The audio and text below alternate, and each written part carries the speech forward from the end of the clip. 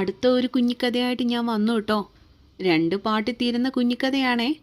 അപ്പം നമുക്ക് സ്റ്റോറിയിലേക്ക് പോകാം.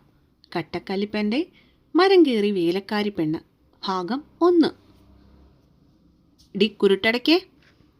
മേശയുടെ മുകളിൽ കസേരയിട്ട് അതിനു മേലെ കയറി നിന്ന് പൊടി പിടിച്ച ഫാൻ നനഞ്ഞ തുണി കൊണ്ട് തൂത്ത് വൃത്തിയാക്കുന്നതിനിടയിലാണ് പിന്നിൽ നിന്നും ആ ശരീരി പോലൊരു ശബ്ദം നന്ദുവിനെ തേടി ചെന്നത്. പെട്ടെന്നായതുകൊണ്ട് നന്ദു ഒന്ന് ഞെട്ടി. അവളുടെ ശ്രദ്ധ മാറി. കസേരയുടെ മുകളിൽ നിന്നവളുടെ കാല് മടിഞ്ഞ് നിലതെറ്റി പിന്നിലേക്കൊന്ന് ആഞ്ഞുപോയി. ആ അമ്മേ! കസേരയോടൊപ്പം തന്നെ താഴേക്ക് പതിച്ചവളെ അങ്ങോട്ടേക്ക് പാഞ്ഞു ചെന്ന ഇന്ദ്രജിത്ത് തൻ്റെ ഇരു കൈകളിലുമായി അപ്പോഴേക്കും താങ്ങിയിരുന്നു. പേടിച്ചു പോയവള് ഒരു നിമിഷം സ്വയം മറന്ന് കണ്ണുകൾ അടച്ച് അവൻ്റെ നെഞ്ചിൽ തന്നെ പതുങ്ങിക്കിടന്നു എന്നതാണ് സത്യം. അമ്പടി കുരുട്ടെ, നീ സുഖിച്ചു കിടക്കാ? നിമിഷങ്ങൾ കഴിഞ്ഞിട്ടും പെണ്ണിൻ്റെ അനക്കമൊന്നും കേട്ടില്ലെന്ന് കണ്ടിട്ടാവാം ഇന്ദ്രൻ അവളുടെ ചെവിയോരം ചെന്ന് രഹസ്യം പോലെ പറഞ്ഞത്. അവൻ്റെ ചോദ്യം കാതിപ്പതിഞ്ഞതും ഞെട്ടിപ്പിണഞ്ഞ് കണ്ണുകൾ വലിച്ചു തുറന്നവൾ ആദ്യം കണ്ടത് ഒരു നിശ്വാസമകലത്തിൽ നിൽക്കുന്ന ശ്രീമംഗലത്തെ ഇന്ദ്രജിത്തിൻ്റെ മുഖമായിരുന്നു. നന്ദുവിൻ്റെ മുഖം അവനെ കാണെ പൊടുന്നനെ വലിഞ്ഞു മുറുകി. അവളുടെ കണ്ണുകളിൽ ദേഷ്യം നിറഞ്ഞു. നിങ്ങൾ എന്താ ഇവിടെ? മര്യാദയ്ക്കെന്നെ താഴെ ഇറക്കിക്കോ. സ്വബോധത്തിലേക്ക് തിരികെ വന്നവൾ അടുത്ത നിമിഷം തന്നെ അവന് നേർക്ക് ചീറി. ഹാ, അങ്ങനെ പറഞ്ഞാൽ എങ്ങനാ കുരുട്ടെ? ഒന്നുമില്ലേലും നിന്നെ താഴെ വീഴാതെ രക്ഷിച്ചവനല്ലേ ഈ ഞാൻ. കീഴ്ച്ചുണ്ട് കടിച്ചു പിടിച്ചുകൊണ്ടവൻ നന്ദുവിനെ നോക്കി ഒരു വല്ലാത്ത ചിരി ചിരിച്ചു കളഞ്ഞു. ഇറക്കടോ എന്നെ, അല്ലല്ലോ ഞാൻ വിളിച്ചു കൂവും. അവൻ്റെ കയ്യിൽ കിടന്ന് കുതറിയിട്ടും താഴെ നിർത്താത്തവനോട് നന്ദുവിനപ്പോൾ തീരാത്ത ദേഷ്യം തോന്നിപ്പോയി. എന്നാ കൂവടി കുരുട്ടടയ്ക്കേ. അവൾ പറയുന്നതിന് പുല്ല് വില കൊടുത്തുകൊണ്ട് ഇന്ദ്രൻ അവളെ മുകളിലേക്ക് തെല്ലൊന്ന് ഉയർത്തിപ്പിടിച്ചു. ഹനുമാൻ മരുത്വമല പൊക്കിയെടുക്കുന്ന അത്രയും ലാഘവത്തിൽ. എടോ ജിമ്മ, എന്നെ താഴെ ഇറക്കടോ, ഇല്ലെങ്കിൽ ഞാൻ നിന്നെ ശരിയാക്കുവേ. അവൻ്റെ കാട്ടിക്കൂട്ടലുകൾ ഉള്ളിൽ പേടിയാക്കിയെങ്കിലും അത് പുറത്തേക്ക് കാട്ടാതെ ഇന്ദ്രജിത്തിനോട് പെണ്ണ് അലറി. ഇല്ലെങ്കിലോ? ഇന്ദ്രജിത്ത് അപ്പോഴും കൂസലില്ലാതെ പൊട്ടിച്ചിരിച്ചുകൊണ്ടിരുന്നു. അവനപ്പോൾ കളിയായിരുന്നു. ഒരു കൊച്ചു കുഞ്ഞിനെ പൊക്കിയെടുത്ത് മുകളിലേക്ക് എറിഞ്ഞു കളിക്കുന്നത് പോലെ അവൻ നന്ദുവിനെ എറിഞ്ഞു പിടിച്ചു. അമ്മേ! വായുവിൽ ഉയർന്നു പൊങ്ങി വീണ്ടും അവൻ്റെ കയ്യിലേക്ക് തിരിച്ചു വന്നവളുടെ ഉള്ള ധൈര്യം കൂടി അപ്പോൾ ചോർന്നു പോയിരുന്നു. എന്നെയൊന്ന് താഴെ നിർത്തുവോ? ജീവിതത്തിൽ ആദ്യമായിട്ട് അവനോടവൾ കെഞ്ചി ചോദിച്ചു.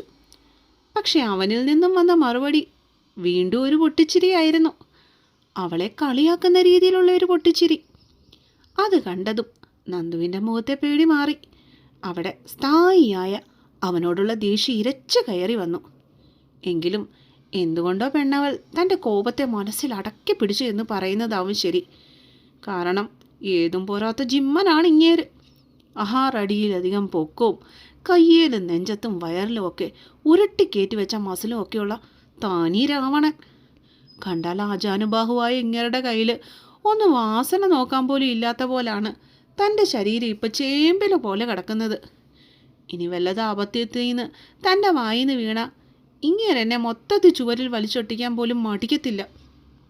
അത്രയ്ക്ക് നല്ല പേരാണ് ഈ കാലമാടൻ ഈ നാട്ടിലുള്ളത്.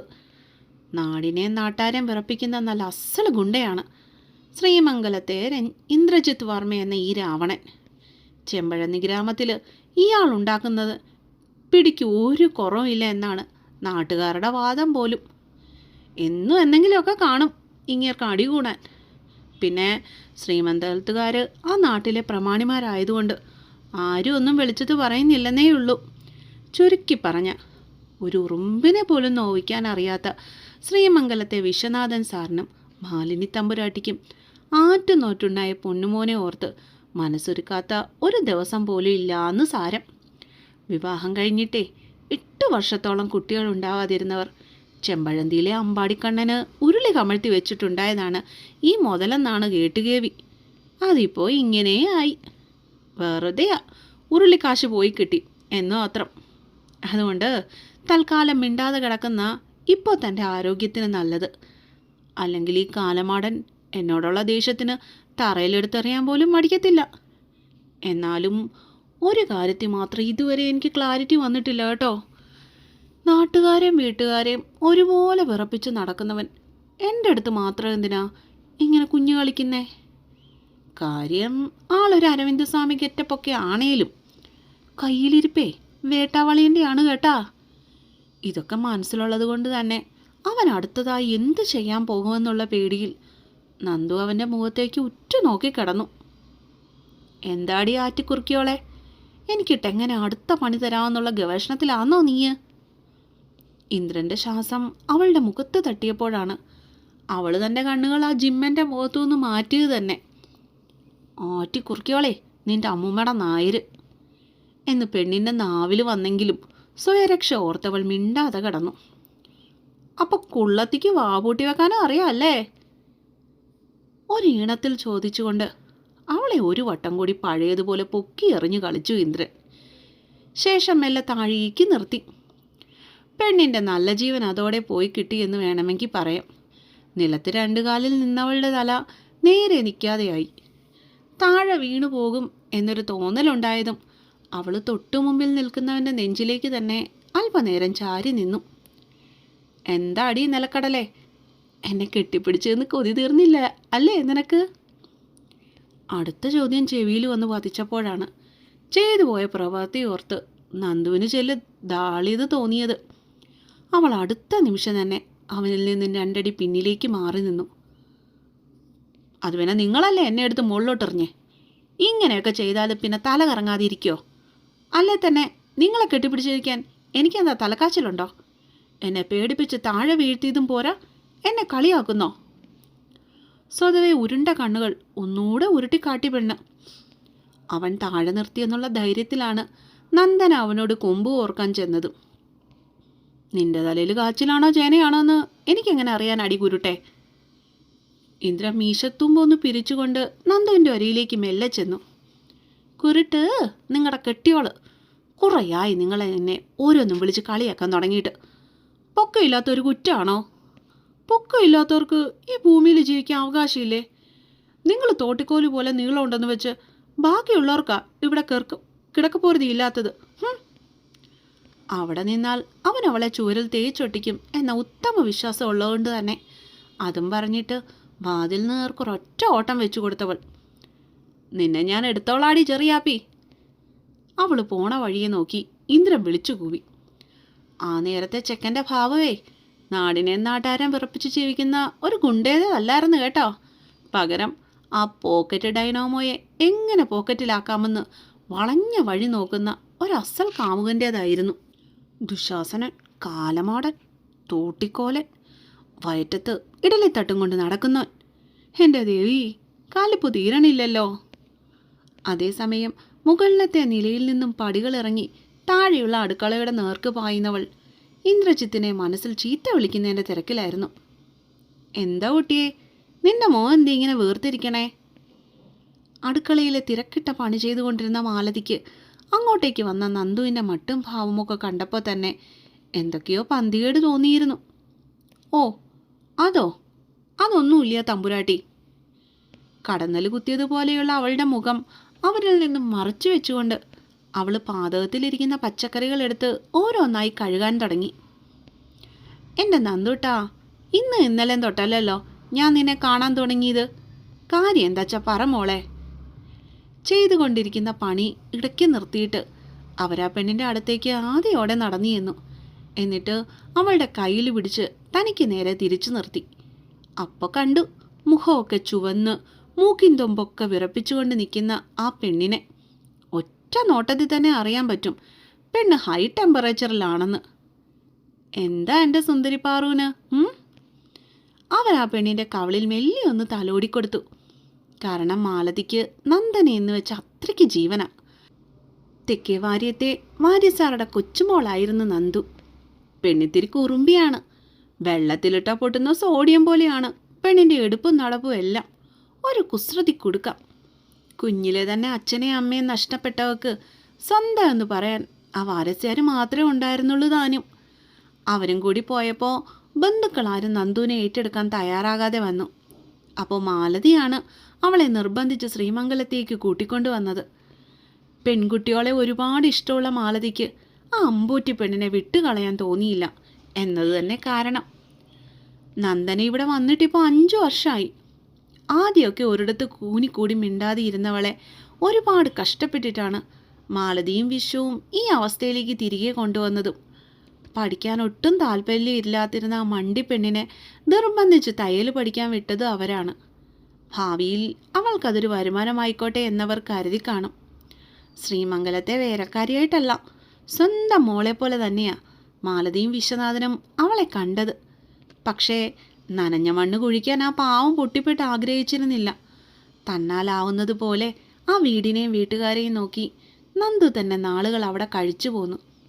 അവൾ വന്നതി പിന്നെയാണ് ഈ ശ്രീമംഗലത്തിന് ഒരൊച്ചയും ബഹളമൊക്കെ ഉണ്ടായത് തന്നെ. ഉണ്ടക്കവിളുകൾ വീർപ്പിച്ച് പരിഭവത്തോടെ നിൽക്കുന്നവളെ വാത്സല്യത്തോടെ മാലതിയൊന്ന് നോക്കി. കാര്യം എന്തായിരിക്കുമെന്ന് തമ്പുരാട്ടിക്ക് അറിയില്ലേ? തമ്പുരാട്ടിയുടെ മോൻ തന്നെയാ എൻ്റെ ഈ സുന്ദരായ മുഖം വീർത്തിരിക്കാൻ കാരണം. പെണ്ണിൻ്റെ കരിയെഴുതിയ ഉണ്ടക്കണ്ണുകളിൽ ശ്രീമംഗലത്തെ ഇന്ദ്രജിത്തിനോടുള്ള ദേഷ്യമായിരുന്നു. ഇന്നെന്താ അവൻ നിന്നെ ചെയ്തേ? ഇവർ തമ്മിലുള്ള ഈ അടിപിടിയും വഴക്കും കാണാൻ തുടങ്ങിയിട്ട് നാളുകൾ കുറേ ആയതുകൊണ്ട് തന്നെ ഒരു ചിരിയോടെയാണ് മാലതി അത് തിരക്കിയത്. എന്തു ചെയ്തെന്നോ? തമ്പുരാട്ടിക്ക് കേൾക്കണോ അത്? തമ്പുരാട്ടിയുടെ മോൻ്റെ മുറിയിൽ ഫാൻ തുടയ്ക്കാൻ വേണ്ടി മേശയുടെ മുകളിൽ വലിഞ്ഞു കയറി നിന്ന എന്നെ തമ്പുരാട്ടിയുടെ മോൻ അലറി പേടിപ്പിച്ചു. പാവം ഞാൻ ഞെട്ടിത്തിരിഞ്ഞ് ഞാൻ കാല് തന്നെ താഴേക്കൊറ്റ വീഴ്ചയായിരുന്നു. കഴിഞ്ഞതോരോന്നും അവരോട് ഒന്നൊഴിയാതെ ഓർത്തെടുത്ത് പറയുമ്പോഴും പെണ്ണിൻ്റെ കവിളുകൾ വീർത്തു തന്നെ ഇരുന്നു. അയ്യോ, എന്നിട്ട് വല്ലതും പറ്റിയോ കുഞ്ഞേ നിനക്ക്? മാലതി അവളെ തിരിച്ചും മറിച്ചും നിർത്തി പെണ്ണിൻ്റെ ദേഹത്തൂടെ കണ്ണുകൾ ഓടിച്ചു. ഓ, വല്ലതും പറ്റിയിരുന്നേ എനിക്കങ്ങ് സമാധാനമായേനെ. ഇതിപ്പോൾ അങ്ങനാന്നോ? സിനിമയിലെ നായകനെ പോലെ തമ്പുരാട്ടിയുടെ പുന്നാര മോന് എന്നെ വന്നങ്ങ് താങ്ങി പിടിച്ചു. എന്നിട്ട് എന്താ ചെയ്തെന്നറിയോ? എന്നെ എടുത്ത് മേലോട്ടും താഴോട്ടും എറിഞ്ഞു കളിപ്പിച്ചു. കുറച്ചു നേരം ഞാനങ്ങ് ശൂന്യാകാശത്തായിരുന്നു. അറിയോ തമ്പുരാട്ടിക്ക്? അവൻ ചെയ്തതുപോലെ കൈകൾ രണ്ടും പൊക്കിയും താഴ്ത്തിയ ആംഗ്യം കാട്ടി നന്ദു അവർക്ക് നടന്ന കാര്യങ്ങൾ വിശദീകരിച്ചു കൊടുത്തു. അത്രയും നേരമുണ്ടായിരുന്ന മാലതിയുടെ മുഖത്തെ ചിരി പൊടുന്നനെ അണഞ്ഞു. പെണ്ണവൾ വളരെ അലസമായിട്ട് പറയുന്ന കാര്യങ്ങൾ കേട്ടതും അവർ നെറ്റിയൊന്ന് ചുളിച്ചു. നന്ദുവിനോട് പലപ്പോഴും കുറുമ്പും കുസൃതിയും കാട്ടാറുണ്ടെങ്കിലും ഇന്ദ്രൻ ഒരിക്കലും ഇങ്ങനെ അതിര് വിട്ടിട്ടില്ലെന്ന് അവരോർത്തപ്പോൾ അവൻ്റെ മുറി വൃത്തിയാക്കിച്ചും അവൻ്റെ തുണി അലക്കിച്ചുമൊക്കെ നന്ദുവിനെ അവൻ കുറുമ്പ് പിടിപ്പിക്കാറുണ്ടെങ്കിലും ഇങ്ങനെ ദേഹത്ത് തൊട്ടുള്ളതൊന്നും ചെയ്തിട്ടില്ല. ഒരു പെണ്ണിനോടും പ്രത്യേകിച്ച് യാതൊരു അടുപ്പവും കാട്ടാത്തവനാണ്. കല്യാണം എന്ന വാക്ക് കേൾക്കുമ്പോൾ തന്നെ ദേഷ്യപ്പെടുന്നവനുമാണ്. ആ ഒരുവനാണ് ഈ പെണ്ണിനോട് ഇങ്ങനെയൊക്കെ ചെയ്തത്. അതെന്തുകൊണ്ടോ അവരിൽ ഒട്ടൊരു സംശയത്തിനിടയാക്കി. എൻ്റെ മോൻ ഇനി നന്ദുവിനെ ഇഷ്ടപ്പെടുന്നുണ്ടോ? ആ ഒരു ചിന്ത വളരെ പെട്ടെന്നാണ് മാലതിയുടെ മനസ്സിലേക്ക് ഒരു മിന്നൽ പോലെ ചെന്ന് പതിച്ചത്. അപ്പം കാത്തിരിക്കുക കേട്ടോ. അടുത്തൊരു പാർട്ടോടുകൂടി ഈ കുഞ്ഞു കഥയ്ക്ക് കട്ടം വീഴുന്നതായിരിക്കും കേട്ടോ. അപ്പോൾ നിങ്ങൾ ചെയ്യേണ്ടത് എന്തെന്ന് വെച്ചാൽ, നിങ്ങൾക്ക് ഈ കുഞ്ഞിക്കഥയുടെ 2ാം ഭാഗം വേണമെങ്കിലേ കമൻറ്റ് ബോക്സിലൊന്ന് കുറിച്ചിട്ട് പോണേ. കൂട്ടത്തിൽ എൻ്റെ ചാനൽ ഒന്ന് സബ്സ്ക്രൈബ് ചെയ്യുകയും വേണം. വേഗം ചെയ്താൽ അടുത്ത ദിവസം തന്നെ സ്റ്റോറി പോസ്റ്റും കേട്ടോ പിള്ളേരെ. Love you all മുത്തുമണീസ്.